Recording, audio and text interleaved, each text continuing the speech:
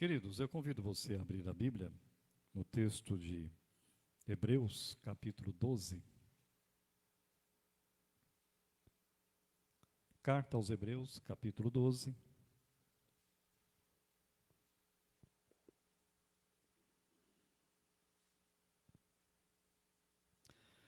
Eu vou ler, são apenas 3 versículos.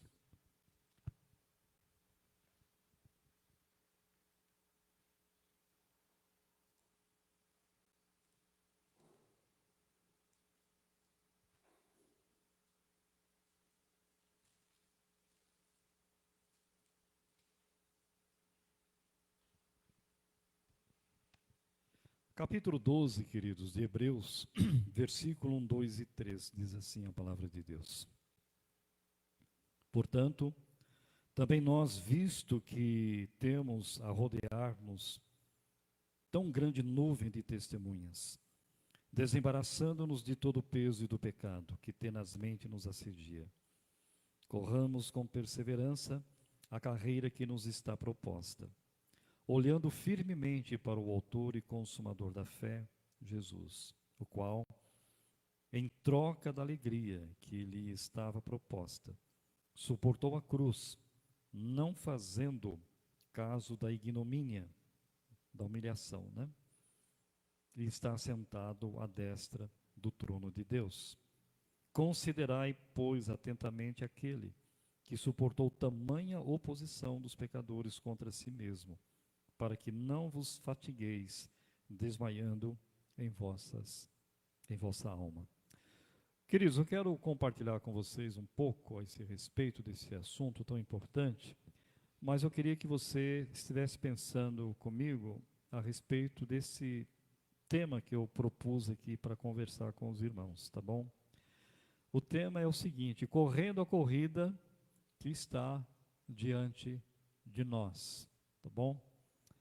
E é interessante você olhando o capítulo 11 de Hebreus, você vai ver de que o autor à carta aos Hebreus, ele coloca para nós, inspirado pelo Espírito Santo, vários nomes de pessoas, de mulheres e de homens, que caminharam, uns caminharam na promessa de Cristo Jesus, que o Messias viria, outros, nos próprios dias do autor à carta aos Hebreus, haviam morrido olhando para Cristo Jesus, né?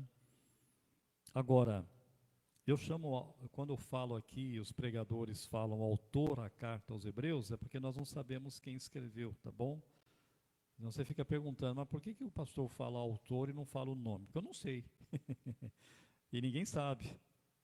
Nem o mais doutor, pós-doutorado vai dizer assim, não, eu sei quem foi que escreveu. Primeiro que o Espírito Santo não revelou isso para ele, que já está revelado na Bíblia, né? Então nós não sabemos. A possibilidade são várias. A possibilidade é de que seja o apóstolo Paulo, né? Por causa da linguagem muito teológica e muito doutrinária. Outros entendem que quem escreveu foi Lucas, o evangelista Lucas, né? Outros entendem que foi Apolo que escreveu a carta aos Hebreus. E outros entendem que foi uma mulher que escreveu. Sabia disso? É porque depois de escrever 13 capítulos, a pessoa diz lá que escreveu pouca coisa. Vocês não gostaram disso, né? Queridos, deixando essa brincadeira de lado, correndo a carreira que é corrida, viu, queridos? Que foi proposta para nós diante da vida que nós temos com Cristo Jesus. Agora, o texto vai dizer para nós assim, olha: portanto, também nós, visto que temos a rodear-nos tão grande nuvem de testemunhas. Que nuvem de testemunhas é essa que o autor fala aqui? Está no capítulo 11. É só você ler o capítulo 11 quando você chegar em casa essa semana. Leia lá. E você vai ver lá vários nomes que o autor à carta aos Hebreus coloca ali. Alguns morreram, na sua maioria foram martirizados por causa de Cristo Jesus. Tá bom? Primeira lição que eu quero trazer para nós, baseado nesse texto, é que as testemunhas, essas testemunhas que o capítulo 11 mostra e que o capítulo 12 aqui começa a dizer, essas testemunhas, elas correram sem vacilar. É bom você lembrar disso, pois o texto vai trazer isso para nós. O escritor da carta, dessa carta aos Hebreus, ele também é um competidor junto com os seus companheiros, porque ele coloca algumas verdades a esse respeito. Ele olha para cima, para a arquibancada, e vê uma multidão de espectadores, igual está tendo o jogo aí do Grêmio contra o Flamengo, não sei se já acabou, né? Você que é gremista, meus pêsames, tá bom? Deve estar perdendo, não tem nada contra, tá bom? É bom porque eu não sou nem gremista e nem sou colorado, então eu posso falar, tá bom? Eu sou santista. Aí você fala, ih, pastor, que tristeza, hein? Está pior ainda que o negócio, né? Queridos, quem vai no estádio, você já deve ter ido, tem arquibancada. O que o texto está falando aqui não é nada de estranho para nós hoje. E muito menos para o autor que escreveu. Ele está tirando algo da vida comum de atletas, de corrida da época, porque naquela época não tinha futebol, era corrida, né, atletismo, né, o atletismo é muito antigo, os atletas de hoje, atletismo, aprenderam com esse pessoal, com a Grécia, etc., tá bom? Agora, quando aqueles que ganhavam recebiam uma coroa de louro, um matinho, né, aquele matinho bonitinho, aquela coroinha bonitinha, né? Hoje é diferente, né? Hoje que o atleta profissional não ganha uma coroa de louro, ganha de ouro, né? Dependendo do atleta, é muito ouro que ele ganha, né, queridos? Agora, o escritor de Hebreus, ele chama-os de uma grande nuvem de testemunha. E ele refere-se a uma pessoa que assiste a uma cena, isto é, quem está na arquibancada, né, assistindo, a gente está vendo. Quem está lá presente. Hoje tem internet, tem a televisão e etc, etc, né? A arquibancada se torna muito maior ainda, né? Pessoas lá do outro lado do mundo podem assistir um jogo como de hoje, por exemplo, do Grêmio e do Flamengo. Então a arquibancada, ela é profunda, é muito grande, né? Mas nada melhor para quem gosta, né? E para quem tem tempo e tem dinheiro, ir lá no jogo assistir o futebol. Então você está na arquibancada. Os heróis da fé, mencionados aqui no capítulo 11, falam, mas eles o fazem através das Escrituras, e eles nos animam. Como é que aqueles que já morreram, que estão com Jesus, que estão no céu, pode animar o meu coração e animar você na caminhada cristã? Para e pensa um pouquinho aí. Como é que eles? Porque eles não estão aqui mais, estão no céu. Aí o autor da carta aos Hebreus, no capítulo 11, vai dizer assim, ele sempre inicia assim quando ele vai falar de uma pessoa. Pela fé, Abel ofereceu um sacrifício melhor do que Caim. Pela fé, Abraão obedeceu a Deus e foi até as últimas consequências. Todas as vezes o texto de capítulo 11 vai mostrar isso. Essa animação, essa motivação, quando você olha para esses homens, para essa mulher, ou para essas mulheres, né? Esther, por exemplo, a Raabe, lá fala, o texto fala em capítulo 11, pela fé, a Raabe, ele o quê? Ela protegeu aqueles espias que foram olhar lá a terra. Ela escondeu. E de maneira estratégica dada por Deus, quando os soldados chegaram na casa dela, ela falou, olha, eles saíram, pularam a janela, pode correr atrás para alcançá-los, né? Salvando a vida deles. E aí depois eles falaram, olha, porque você protegeu a nossa vida, quando Israel entrar aqui, vai aniquilar com a cidade, com as pessoas. Só que você vai colocar aqui um pano vermelho, para que quando os soldados vêm, eles não vão destruir a sua casa, nem vocês não saiam da casa, ficam aqui. Por que ela fez isso? Porque ela creu. Ela creu na palavra dos espias, falando a respeito do Deus de Israel. Nunca esqueça isso. Então, isso traz e deve trazer motivação para a nossa vida. Deve trazer motivação para a nossa vida, a vida que o apóstolo Paulo teve, queridos. Esse sofrimento absurdo que esse homem teve por causa de Cristo. E ele nunca perdeu o quê? Perdeu o foco. Mas por que ele não perdeu o foco? Porque Deus sempre presente e sempre estando com ele o tempo todo. Então a primeira lição, queridos, é que as testemunhas que já estão no céu correram essa carreira cristã que estava proposta sem vacilar. Foram até as últimas consequências e hoje estão com o Senhor Jesus Cristo. Segunda lição, queridos, a necessidade de roupa adequada para a corrida, pois o texto fala para nós aqui o quê? Desembaraçando-nos de todo peso. O autor da carta aos Hebreus, ele olha para as roupas que nós vestimos e a condição física em que estamos. Em nossa corrida, necessitamos de uma roupa esportiva apropriada para que tenhamos o máximo conforto e com o mínimo de peso. Ele está tirando novamente, eu repito aqui, ele sabia como que os atletas daquela época iam correr uma corrida. Eles não iam com a roupa normal deles. Como é o atleta de hoje. Há um presbítero na nossa igreja, o presbítero Orlando, alguns irmãos aqui devem conhecer. O presbítero Orlando é um cara grandão, tipo o Wilson e o evangelista aqui, né, Alessandro. Ele é forte. Ele corre, estava correndo, deu um problema de saúde, ele parou um tempo, mas ele voltou a correr de novo. Ele corre umas 3 vezes por semana, né? Ele corria quando ele estava bem, o ano passado, sabe quantos quilômetros? 25 quilômetros. O homem é um corredor, eu chamo ele de presbítero corredor, né? Porque o homem é um atleta, e o homem é uma massa de homem, né? Agora ele diz que diminuiu, quem dera se eu corresse o tanto que ele corre. Sabe quanto que ele diminuiu? Ele corria 25, né, quilômetros. Ele diminuiu só 10, está correndo 15. Então, queridos, por que eu estou dando esse exemplo desse homem atual, real?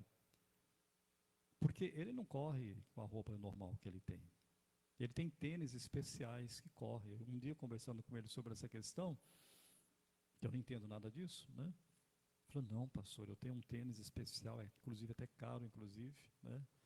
Para eu poder correr, para ficar mais leve, para as minhas pernas, para não dar problema na panturrilha, para não dar problema no calcanhar, enfim, é um monte de coisa, né? É roupas especiais. Então, o autor da carta aos Hebreus está falando sobre isso. Só que ele transfere isso para o quê? Para a nossa vida espiritual, né? Por isso que ele fala aqui, devemos correr uma carreira que nos está proposta. Deus nos deu essa carreira, depois que nós nos convertemos a Cristo Jesus, que temos Cristo Jesus na vida. Tudo que é demais em nosso corpo, queridos, deve desaparecer, pois nos assedia e atrapalha na corrida que participamos. O embaraço que atingia os hebreus era o sistema, muitas vezes, levítico, com o seu legalismo sufocante. Muitos embaraços, queridos, nos prejudicam hoje na carreira rumo à pátria celestial. Pare e pensa para você, para a nossa vida. O que é que tem embaraçado você na vida cristã? De você correr com mais alegria, de você correr com mais motivação. O que está embaraçando, queridos? Você sabe o que é embaraço? Aqui, ó, está ali, ó. Um monte de embaraço o negócio ali, não pode nem pensar em dar curto, né? Isso é embaraço aqui, ó. Pode desembaraçar isso aqui. Um dia lá no sítio que a gente tem, os pedreiros trabalhando lá e eles,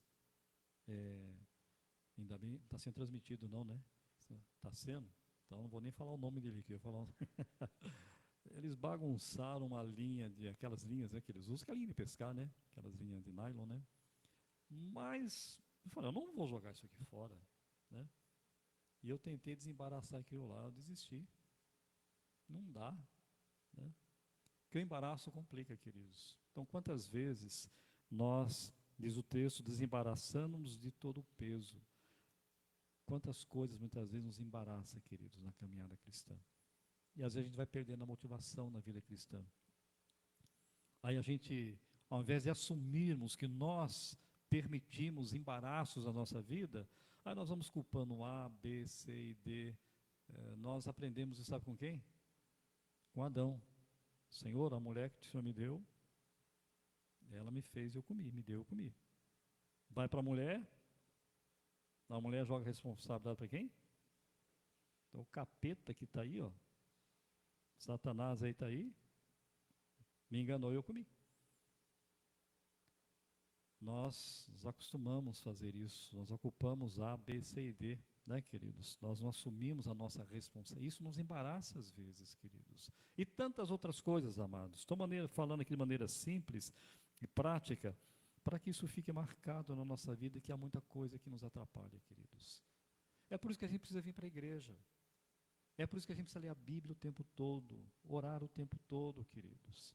Pedindo graça, misericórdia. Senhor, se o Senhor não tiver comigo, uma oração belíssima que Moisés fez, queridos, que tem a ver com isso. Quando Deus disse para ele em determinado lugar, com o povo de Israel, a oração dele foi: Senhor, se o Senhor não for comigo, eu não vou sair desse lugar. Moisés, ele se conhecia, queridos, ele sabia quem ele era. Ele sabia quem era Deus. Ele sabia quem era o povo de Israel. Se o Senhor não for comigo, eu não vou. Então, amados, é isso que eu e você precisamos o tempo todo. Além de desembaraçar de todo o peso, o texto continua: do pecado que tenazmente nos assedia. A palavra tenazmente aqui, a ideia dela é de força, é de poder, né, que nos assedia.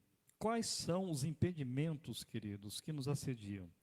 Jesus diz o seguinte, lá em Lucas capítulo 21, verso 34.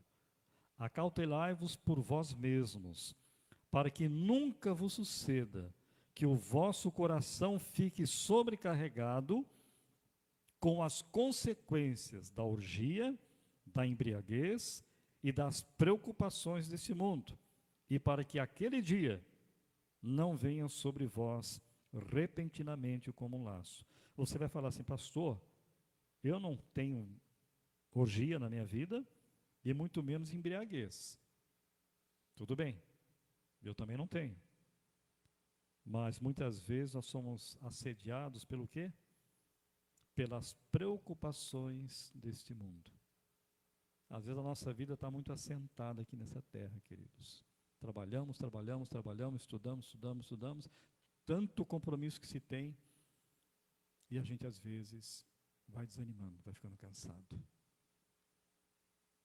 E a primeira situação que a gente deixa quando a gente vai ficar cansado, o que que é? A gente deixa de orar como deveria orar, porque está cansado. A gente deixa de meditar na palavra de Deus todo dia, e a gente deixa de vir à igreja, que é uma consequência. É uma consequência. Então, queridos, tomem cuidado para que as preocupações de quem está falando aqui é Jesus, queridos, nesse texto. Lucas capítulo de número 21, verso 34.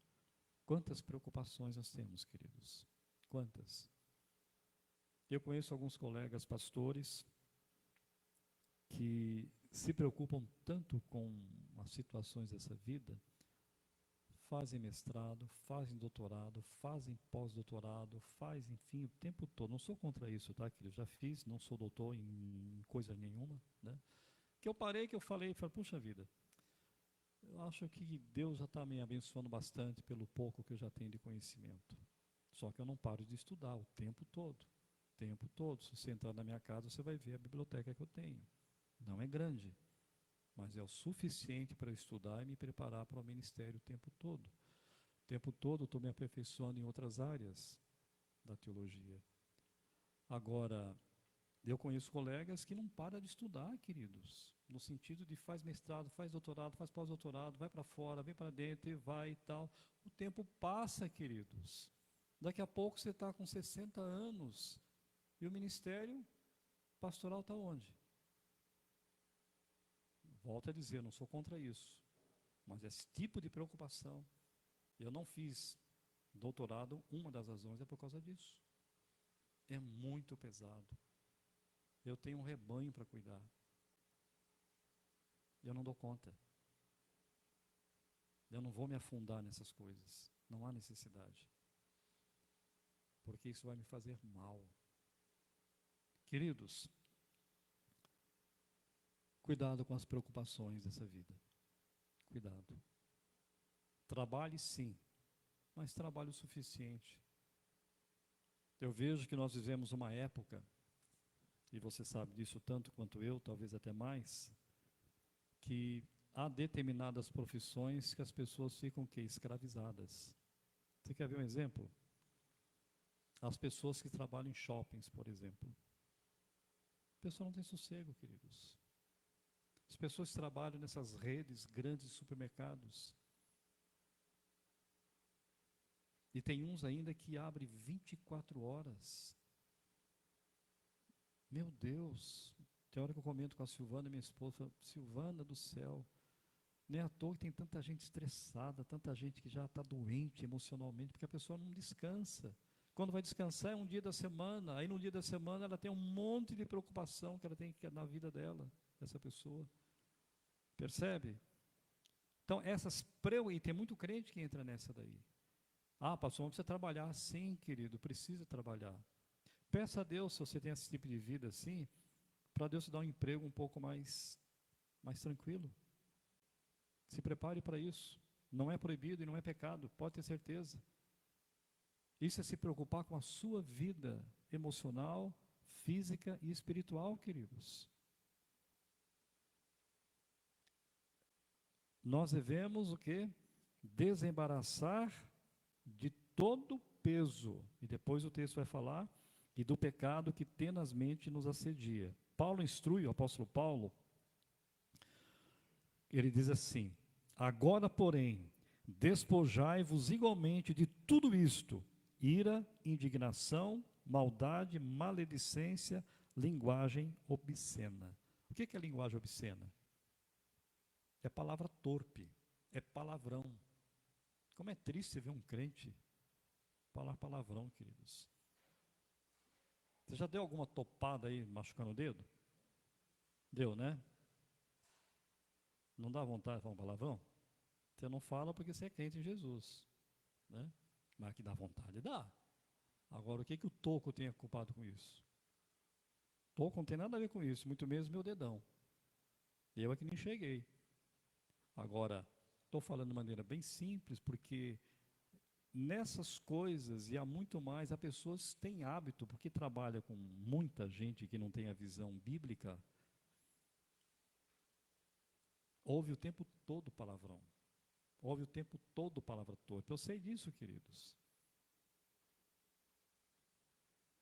Aí, se você não tomar cuidado, você se habitua a ouvir. E qualquer coisinha, você está falando a mesma coisa que o infeliz está falando.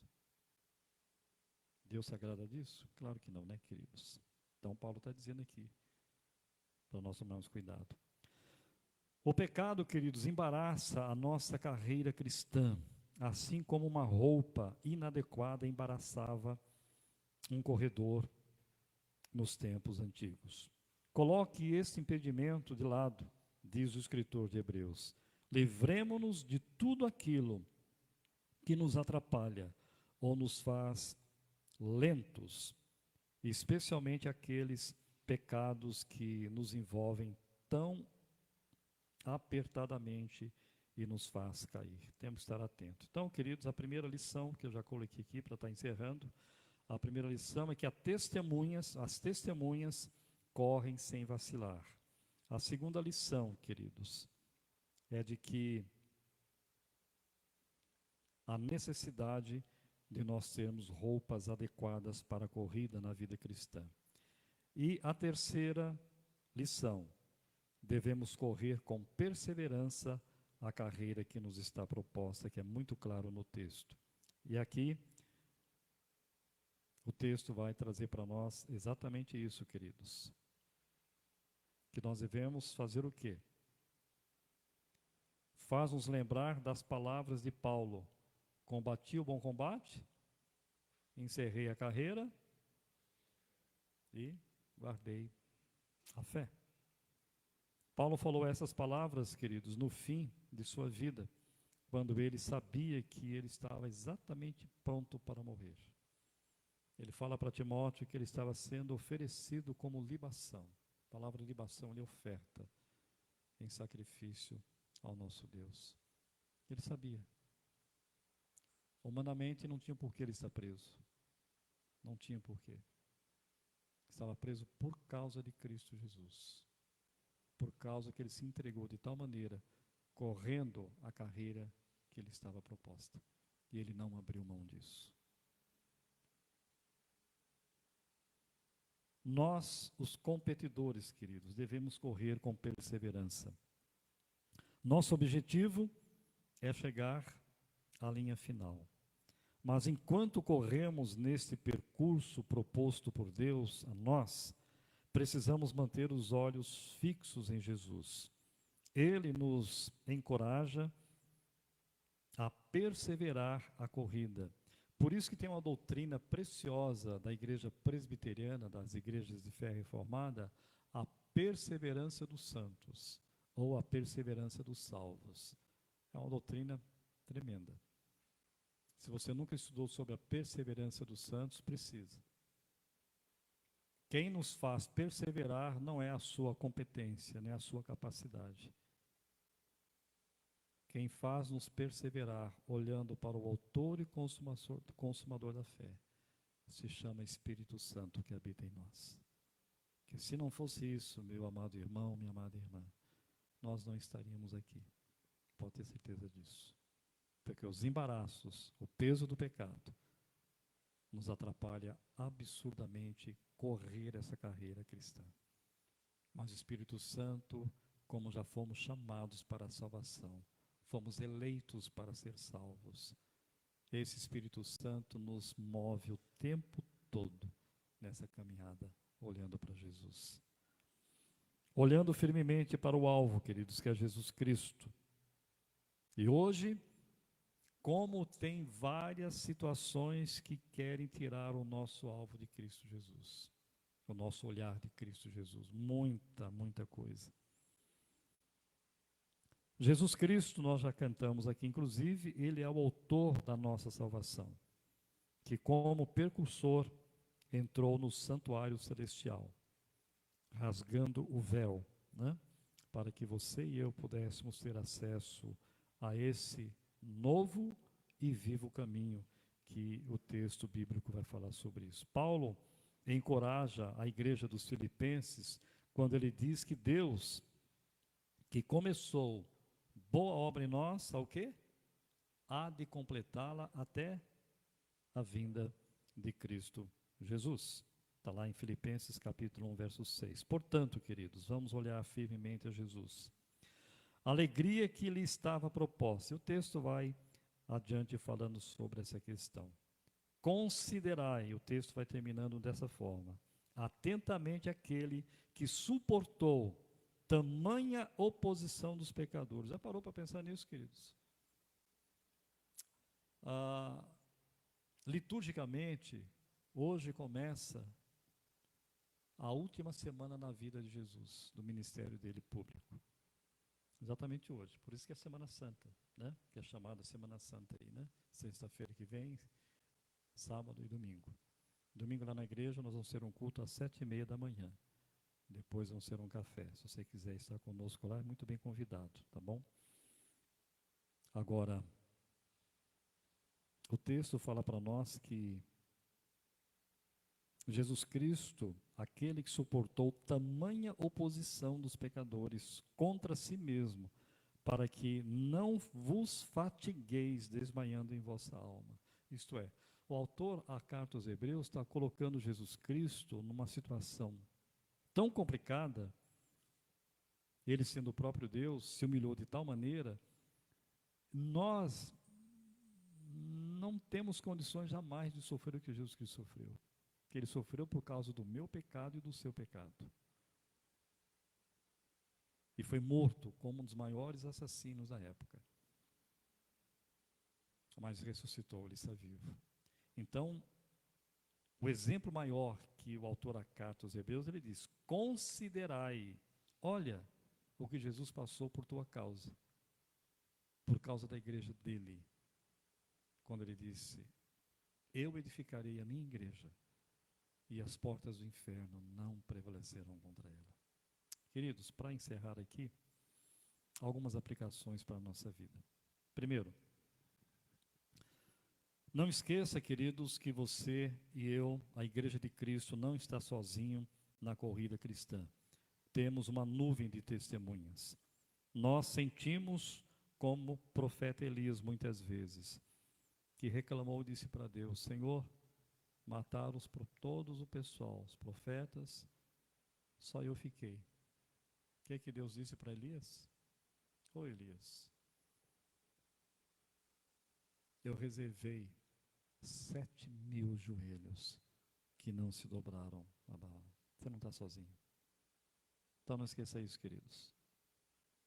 Nesse país há muita gente que está como você, olhando o autor e consumador da fé, Jesus, correndo a mesma corrida para alcançar o alvo, para estar com Jesus.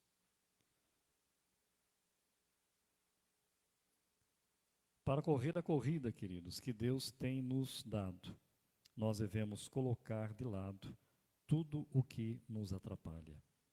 E por último, o crente olha para Jesus sem distração, pois então ele persevera e vive uma vida de santidade.